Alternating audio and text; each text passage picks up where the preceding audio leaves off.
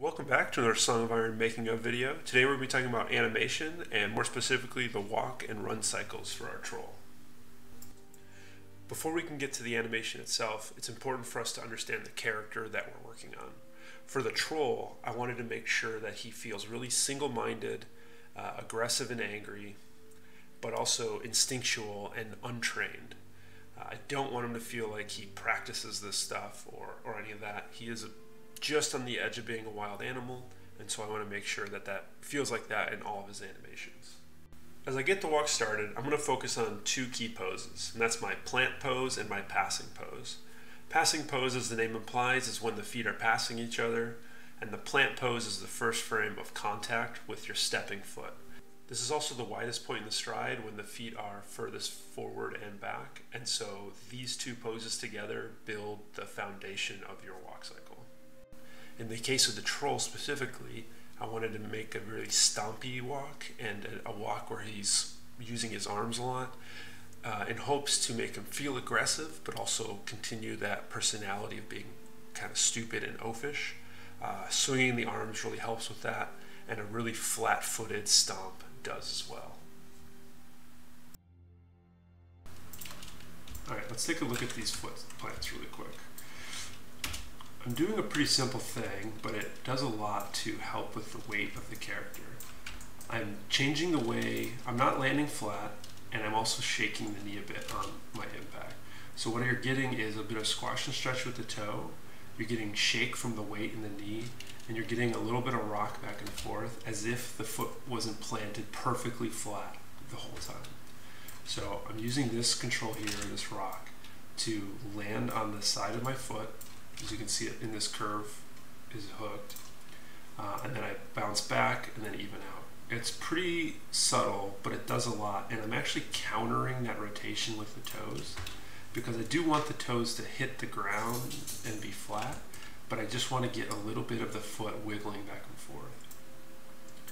The toes on impact are even here because I land flat, and then I push them out past the neutral pose and then back. It's just a really simple sort of bounce in a way, but it does a lot to push the impact. For the troll himself, I make sure that my plant frame is completely flat.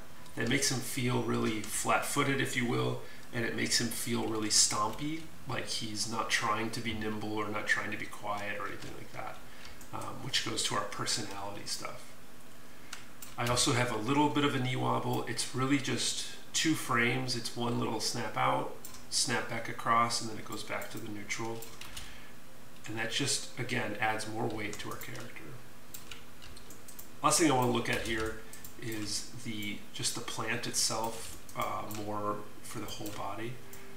And you can see as I'm getting ready, I'm actually stretching out with the foot, so I make the contact with the foot while we're in our pretty much our highest position of the character, and then you can see all of the body sort of trickle down and take the weight as we make it through the rest of it. And that really helps with feeling like it's mass and it's muscle and fat and stuff, because you don't want the entire body to react at the same time. I first react in the hips, then I react in the chest, and then the arms get the reaction. And so that weight is taken in a wave through the body.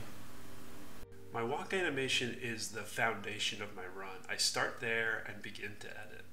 From a technical standpoint for the engine, this is really important because we want the run and walk to start in the same position, and we want the plants to happen at the same time. It's not the same frame, but it's at the same sort of percentage of the animation. If we scale them to sync, we want those things to happen together. This is really going to help your blending as you ramp up and down through the walk and run cycle.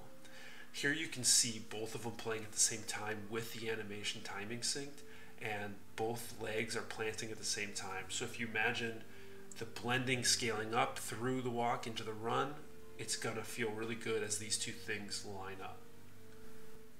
With the walk as our foundation, most of what we need to do is just push and exaggerate the poses from the walk to make them more like a run. Pushing the legs to have a longer stride, pushing the arms to be more involved, leaning forward into the momentum and the movement, and so on. Alright, let's take a closer look at a few things in the run. The first one I want to show you is my push off. It just helps give a really good feeling of effort when you get a nice C curve like this with the chest peeling on the opposite direction of where the foot is pushing. This is pretty natural, and it just adds to the weight and the effort that the troll has to put forward. Also, you can see as the toes start to lift off, one of them is sort of breaking away, and then I get a nice little pop here. That kind of flick of the ankle just makes it feel like there was a lot of weight getting pushed onto there, and then once it had nothing to push on, it would, snap out. And the other thing I want to look at is what I did for the character itself with the run cycle, and that's this sort of downward clawing action as if he's, even using his arms to scrape his way to get faster and get closer to you. It makes him feel aggressive and also fulfills that kind of stupid and untrained vibe. Most runs, you're pumping your arms up and pumping them back. In this case, he's going over the top and in this big circle as he claws his way down. This does a lot for his character, and it's going to be a really unique motion that he's going to have that many other characters won't have. And before we finish this video, I really just want to reiterate how important having a personality set is for a character. You want to have these rules and sort of restrictions for your character. It's going to make them unique, and it's going to help you not cross with other characters you have. So really dig into that for yourself. It's going to do you a ton of good, I promise.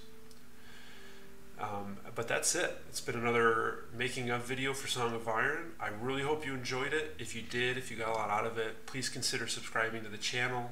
There's a lot more of this coming. There's a few more animation videos on their way, and we're also going to start talking about the design of the character and some of that sort of stuff. Yeah, thank you very much, and I'll see you next time.